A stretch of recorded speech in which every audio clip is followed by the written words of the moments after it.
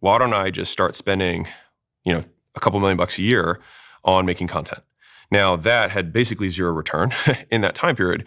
But if I were to look at the return on capital for that, $2 million a year I did for the first few years compared to today, it was probably the highest return capital that I made. But was that a passive? No, it's definitely not passive. It was 100% active from an investing perspective.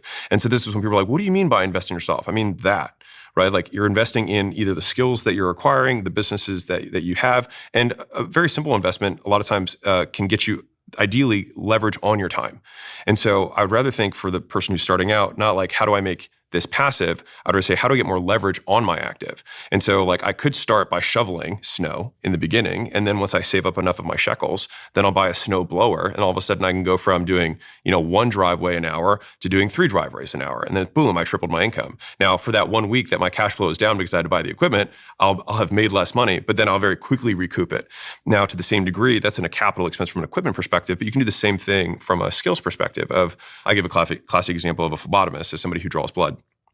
In the US, I think they make somewhere in the neighborhood of like $25 an hour, something like that.